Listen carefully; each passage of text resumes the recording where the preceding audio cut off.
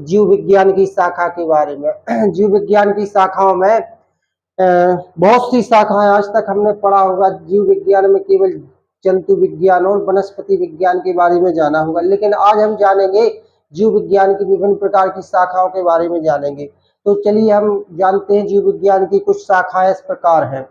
जीव विज्ञान की पहली शाखा आकारिकी कहलाती है। जीव विज्ञान की पहली शाखा आकारिकी में हम जो जीव होते हैं या पेड़ पौधे होते हैं उनके बाहरी आकार को हम जानते हैं और उनके लक्षणों के आधार को जानते हैं और फिर उनको उनका गहराई से अध्ययन करते हैं, है ना। तो इस प्रकार की अध्ययन को हम क्या कहते हैं, आकारिकी कहते हैं, और अंग्रेजी में हम इसको मॉर्फोलॉजी बोलते हैं। क्या बोलते हैं, मॉर्फोलॉजी बोलते हैं।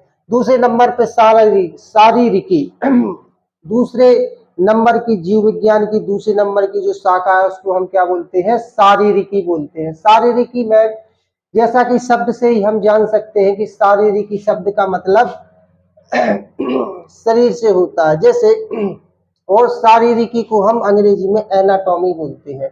जैसे शारीरिकी में जंतु पौधे उनकी आंतरिक संरचना का अध्ययन किया जाता है ना, तो वो शारीरिकी कहलाता है। जीव विज्ञान की तीसरी शाखा के बारे में बात करें तो जीव विज्ञान की जो तीसरी शाखा होती है वो औतकी कहलाती है। औतकी को हम हिस्टोलॉजी कहते हैं, है ना। औतकी में हम विभिन्न प्रकार के ऊतकों के बारे में अध्ययन करते हैं, है ना। विभिन्न प्रकार के ऊतक जैसे स्त्रीकरण, अभिरंजन, डिहाइड्रेशन आदि इस प्रकार के ऊतकों के बारे में हम अध्ययन करते हैं। अगला आता है वर्ग की जीवों की खोज करना, पहचानना और उनका नामकरण करना, और अंत में उन्हें उनके लक्षण एवं गुणों के आधार पर उन्हें अलग समूह में बांटना वर्ग की कहलाता है। तो वो टैक्सोनॉमी का अध्ययन कहलाता है ना। तो वर्ग की का अध्ययन जीवों को खोजने, पहचानने, नामकरण करने और साथ साथ उनका अलग समूह में विभाजन करना वर्ग की कहलाता है। इसके बाद आते हैं साइटोलॉजी।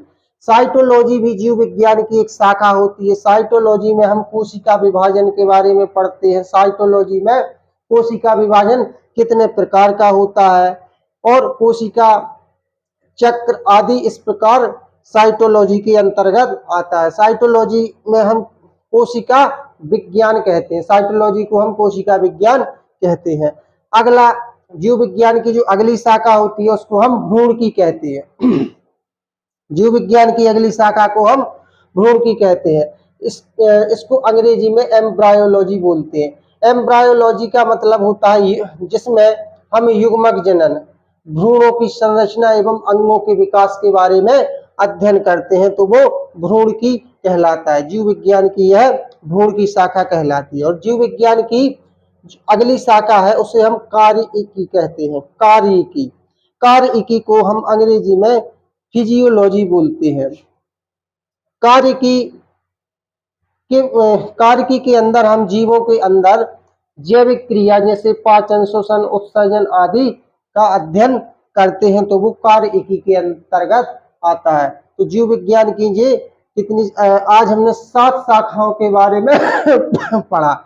जीव विज्ञान की जितनी भी शाखाएं हैं वो कई हजार शाखाएं हैं जीव विज्ञान में, लेकिन जीव विज्ञान में हम केवल 2 ही शाखाओं को आज तक हम लोग जानते हैं, जैसे जीव विज्ञान, वनस्पति विज्ञान। जीव विज्ञान मतलब जीवों के बारे में हम जानते हैं, लेकिन वनस्पति विज्ञान में हम पेड़ पौधों के बारे में जानते हैं। लेकिन फिर आगे चल के आप उच्च कक्षाओं में सीखोगे